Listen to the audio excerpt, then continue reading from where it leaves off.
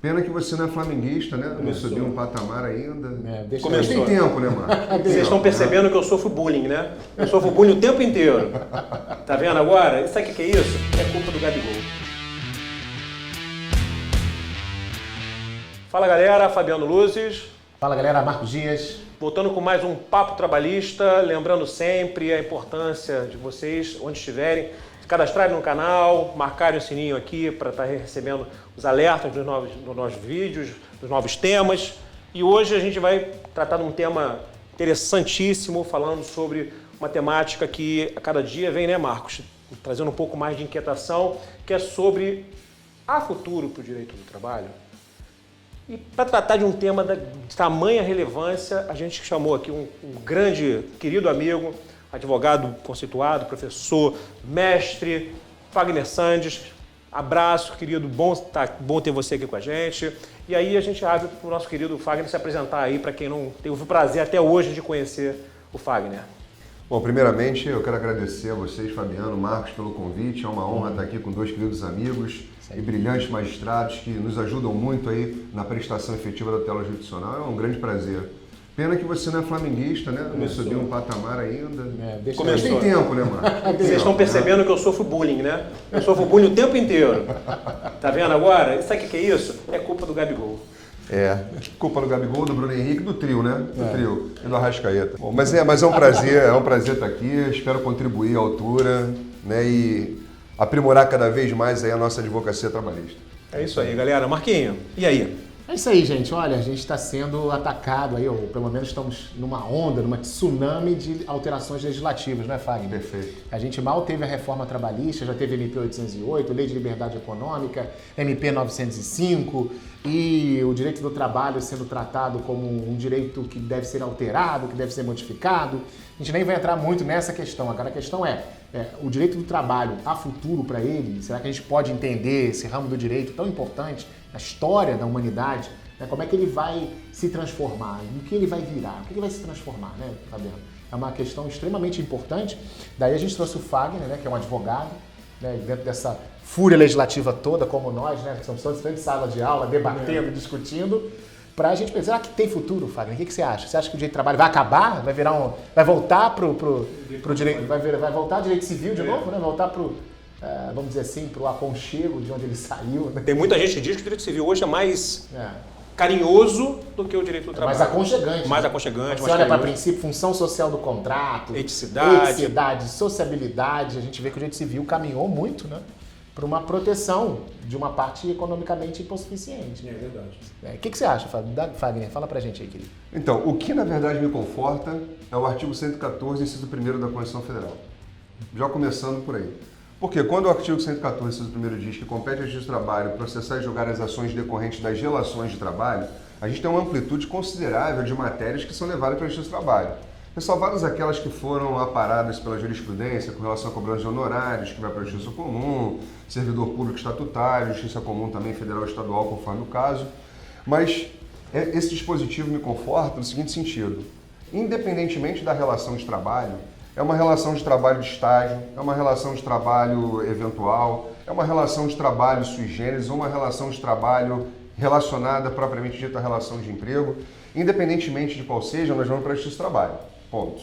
E nesse patamar, considerando a nossa competência, eu penso da seguinte maneira: bom, se a Justiça do Trabalho tem competência para apreciar as relações de trabalho, e a reforma trabalhista ela veio não para acabar com as relações de emprego, mas para talvez, entre aspas aqui a minha consideração, né, melhorar mecanismos de trabalho para que aí sim haja uma maior empregabilidade ou um empreendedorismo um pouco mais liberal. O grande detalhe disso tudo, e aí vocês devem estar percebendo isso também comigo, é que as mudanças legislativas vieram para facilitar a vida do empresariado. No entanto, os empresários não estão sabendo utilizar os mecanismos que a reforma colocou.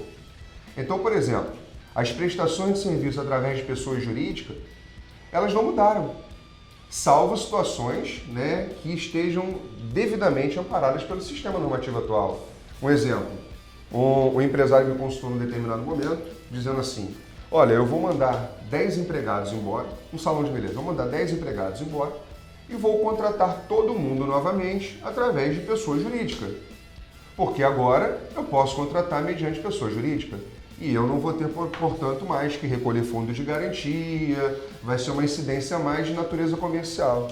Eu falei, bom, eu não faria dessa maneira, porque esse sentido de pejotização que você quer praticar é o que, na verdade, o direito do trabalho rechaça. Porque você vai estar praticando uma fraude e, de acordo com o artigo 9º da CLT, é nulo de pleno direito esse ato seu de demitir e depois contratar mediante PJ. Ora, se vamos mudar as condições de trabalho? Não, as condições de trabalho vão ser as mesmas. Então, o que mudou para você pejotizar? Nada mudou. Exatamente. Que é um fenômeno, na verdade, muito complexo.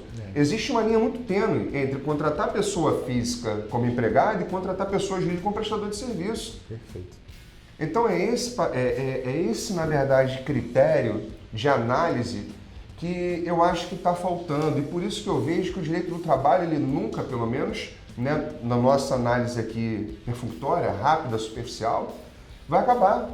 Por quê? Os advogados vão continuar sendo demandados, independentemente da relação de trabalho, para que possam ali implementar ou orientar o empresário da maneira mais eficaz possível, a fim de que ele não venha a colidir com o diploma normativo e assim ele possa desenvolver a sua atividade sem que venha a correr o risco de depois ser demandado na Justiça do Trabalho, ter uma declaração de nulidade daquelas situações fraudulentas e um vínculo empregatício reconhecido como unicidade contratual, que vai ser muito mais custoso para ele do que se ele tivesse mantido a relação, né, de trabalho desde o início. Esse é só um exemplo, né, dentro da enormidade de situações que nós temos aí no dia a dia. Contratos de parceria, por exemplo, que são fraudados dentro também de salões. A lei veio para facilitar, mas o instrumento não está sendo bem utilizado. O trabalho intermitente veio para auxiliar, para regular situações que estavam à margem, né, de uma regulamentação, mas também está sendo mal utilizado. Então, com isso, cresce o trabalho da advocacia, cresce o direito do trabalho e os seus princípios, que não podem ser de uma maneira tão aberta como se tem pensado, e de uma forma muito falaciosa, diga-se de passagem. Não, o direito do trabalho acabou. Pelo contrário, a minha experiência dentro da Justiça do Trabalho, dentro da nossa prática trabalhista, e vocês veem isso todos os dias também, é o contrário. O direito do trabalho cresce na medida em que, se eu não tenho educação e forma cultural adequada de aplicar determinados instrumentos, então de nada vale a reforma trabalhista. Nós voltamos a ser como antes era no quartel de Abrantes. Fantástico. Olha que o Wagner apontou várias questões que, gente, como é que o debate, como é que conversar é importante.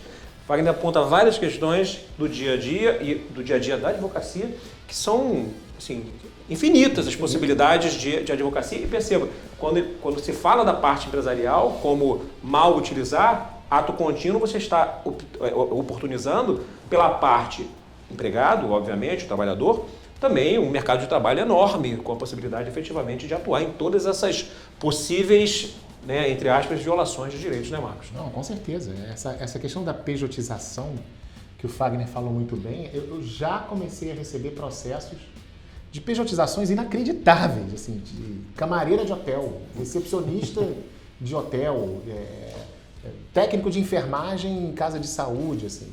Pejotizações que você olha para aquela situação e você não precisa nem... Você já sente o cheiro da fraude, né? Não precisa nem instruir o processo, que você já vê, mas como, né? Funções, assim, que... A questão do MEI também, principalmente, o uso do MEI de uma forma totalmente desvinculada do próprio desiderato do Instituto. Quer dizer, então, concordo com o Fagner plenamente. O trabalho intermitente, Fagner, poxa, eu não peguei nenhuma ação que envolvesse trabalho intermitente e já estamos aí há mais de 2 anos da reforma trabalhista. Exato. Quer dizer, foi um instituto que eu, sinceramente, não vi nem pegar. Não sei se pegou. Os dados do CAGED apontam um crescimento, né? Mas assim, nada... É insignificante. É insignificante assim, porque saiu de nada para alguma coisa. Exato. Mas pegando a massa crítica de trabalhadores, né, registrados, ainda é insignificante. E a gente, o velho conflito, Fagner, antes de dar a palavra para ti, o velho conflito, subordinação, pessoalidade, está lá. Continua lá. Né? A gente, inclusive, esse ano de 2019 é um ano que a gente teve um acréscimo de reclamações trabalhistas. Verdade. Nós tivemos, claro que não voltou aos patamares de 2017, 2016, mas aumentou. Então, assim, aos poucos, a reforma vai sendo onde ela deve ser realmente apreciada, está vindo para o judiciário, as questões estão vindo para o judiciário e a gente está muito longe de sepultar o direito do trabalho, ao contrário. Sendo um valor social, como está na Constituição, o trabalho sempre vai ser central na vida de qualquer sistema jurídico, né? Exatamente. Esse ponto também é fundamental, porque o trabalho é um direito de natureza justa e fundamental. Está no artigo 6º da Constituição Federal, né? O direito ao trabalho, propriamente. E é um direito, na verdade, de caráter positivo, ou seja, que o Estado tem que implementar. E nós não estamos falando de trabalho meramente numa relação de emprego, não meramente no caráter pejorativo, mas sim como apenas uma relação de emprego. Trabalho de forma ampla. E a questão do trabalho intermitente, teve uma decisão do TRT de Minas esse ano, né, relacionada a esse aspecto, no sentido de que o trabalho intermitente ele não pode ser utilizado também de uma maneira muito irrestrita. Ele tem que ser categorizado para situações de sazonalidade. Exatamente. Porque, por exemplo, a decisão foi relacionada a um professor universitário, onde a universidade contratou em trabalho intermitente. Não tem como o professor trabalhar intermitente, é incompatível. Exatamente. Então, quer dizer, nós precisamos criar uma certa maturidade, estamos criando maturidade, exatamente através de decisões em primeira instância, reformas ou confirmações na segunda, com as posições do TST acerca dos temas. Então, nós estamos começando a discutir a reforma trabalhista. Nós não chegamos ainda, né, a parte derradeira daquilo que é o cerne do direito do trabalho. Por quê? Hoje se fala muito em relativização de princípios. Bom, eu não penso dessa maneira. Não se relativiza princípio. Eu não tenho conflito entre princípio e norma, né? A norma-regra e a norma-princípio se conflitarem, eu vou aplicar o princípio em detrimento da regra. Isso é substancial. Então, quer dizer, na medida em que nós, né, consigamos tentar aparar essas arestas de incompatibilidade e começar a perceber que os princípios de direito do trabalho eles não foram revogados e não serão revogados, claro. Nós temos o direito do trabalho perpetuado. E assim, isso é fundamental. E é interessante, Fábio, que se a gente pensar, e vamos sair da nossa visão principiológica do direito do trabalho brasileiro, se a gente sai das fronteiras e vai para os países que são considerados liberais ao extremo, né? Se você vai para os Estados Unidos e Inglaterra, que são, né, considerados, né, o berço do liberalismo mundial, os Estados Unidos têm o direito do trabalho, por mais que a gente escute, porque os Estados Unidos não tem esse monte de direitos, vírgula. E tem leis, e aí, claro, uma lei de 35 de 38, 1938, cada uma delas, não me peçam para falar agora, porque eu não vou lembrar aquela sopa de letrinha, mas uma regulamentando o direito coletivo e outra direito individual. E o professor Cássio Casagrande publicou recentemente um texto muito interessante falando sobre a quantidade de processos e do custo que isso gera para as empresas que violam direitos, não a qualquer empresa, porque uma empresa que não viola direitos não tem passivo trabalhista. E é interessante porque são empresas enormes por todas as perspectivas: discriminação, assédio, horas extraordinárias, vedação de sindicalização. Peraí, isso não está no nosso direito pátrio? Claro que está. Então, o direito do trabalho, o que está acontecendo agora, talvez seja um rearranjo, né, social. E aí a gente não vai entrar no mérito se isso é bom ou ruim, eu acho que nem não faz parte. Mas é um rearranjo social que merece uma discussão que vai impactar numa normatização. Me parece que esse é o ponto fundamental e, como o Fagner bem pontuou, princípios, leia-se de passagem. Declaração Universal do Direito do Homem trazem o trabalho dentro do seu contexto, né? Dentre outros institutos, né? Internacionais, diga-se de passagem. E é impressionante como cresce essa nítida violação no que toca aos aspectos da personalidade do trabalhador. Os assédios morais, eles crescem constantemente. Não só morais, mas sexuais também. Exato. Algo que era muito velado, né, 15 anos atrás, 20 anos atrás, eu digo da minha passagem para a Justiça do Trabalho, né, até os dias atuais, hoje é descarado. Então, na medida em que, em tese, a legislação evolui, as empresas, elas na verdade regridem naquilo que deveriam progredir. Exatamente. E aí não querem, por exemplo, se adaptar às normatizações. Não querem, na verdade, estabelecer um programa de compliance, que é fundamental hoje para uma boa manutenção da empresa, evitando, portanto, o passivo trabalhista. Mas há um mal muito considerável hoje no empresariado brasileiro, que eles preferem trabalhar com risco. A gente trabalha com advocacia de massa, percebe isso, né? O trabalho em risco é melhor. Por quê? Eu vou violar 50 direitos, mas se um dos trabalhadores entrar com ação, eu estou no lucro. É isso aí. Infelizmente é um pensamento leviano, né? E é um pensamento que, na verdade, é totalmente anacrônico dentro daquilo que a gente hoje preza como instituições sólidas dentro da República e que, na verdade, você acaba indo na contramão de uma evolução. Né? Então, nós queremos evoluir de uma maneira através de políticas legislativas que favoreçam o liberalismo, mas quando eu concedo aquilo que o empresário, ele, em tese, quer para que a atividade dele se desenvolva de uma maneira mais liberal, ele vem na contramão disso e viola os direitos. Então, quer dizer, aí é uma questão de educação, é uma questão de conscientização. É preciso ter uma conscientização de que acabou aquela história de o empregado e o empregador, eles têm que conflitar, é um conflito, eles vivem em guerra. Na verdade, tem que entender que ambos devem andar de mãos juntas, de mãos dadas, melhor dizendo, né? Porque é assim que se progride. Enquanto eu como empresário, não olhar para o meu empregado como aquele que está, na verdade, produzindo para que eu tenha uma tranquilidade e na contrapartida disso eu também fazendo o mesmo para ele, nós não vamos ter uma evolução. Nós vamos ficar sempre enxugando gelo, enxugando gelo, enxugando gelo. E as leis vão mudar e o direito do trabalho vai permanecer, porque as violações vão continuar a persistir. Certamente. Eu concordo de gênero no número e grau. Eu acho que essa questão dos princípios que o Fagner colocou é muito importante. A gente tem aquela ideia de mandamento nuclear de um sistema jurídico, né, de Celso Bandeira de Mello. Os princípios estão aí, o direito do trabalho existe. Eu sempre digo que é muito engraçado porque o direito do trabalho, ele não existe para o bom empregador, né? Engraçado que ele não teme o direito do trabalho. Exato. Quem teme é o mau empregador. É o mau empregador. Então ele existe justamente para essas situações de violação, situações de lesão. E assim, eu vejo muito a questão da alteração legislativa como um sintoma muito claro, muito ligado à crise econômica, né? Se você pegar, por exemplo, alguns autores como Palamec Lopes, eles dizem que o direito do trabalho ele é companheiro histórico da crise econômica, né? Tem crise econômica, mexe no direito do trabalho. Tem crise econômica, mexe no direito do trabalho. É umbilicalmente ligado. Estão ligados. E é uma questão que... Não, por isso o trabalho vai ser sempre necessário, porque o trabalho sempre vai ser um valor central em qualquer sociedade, gente. Então, há futuro para o direito do trabalho? É claro que há. Agora, numa outra discussão, Fagner, a gente vai ter que discutir quais vão ser os contornos desse direito, né? Se é mais expansivo, menos expansivo, mas existir, ele sempre vai existir. É isso.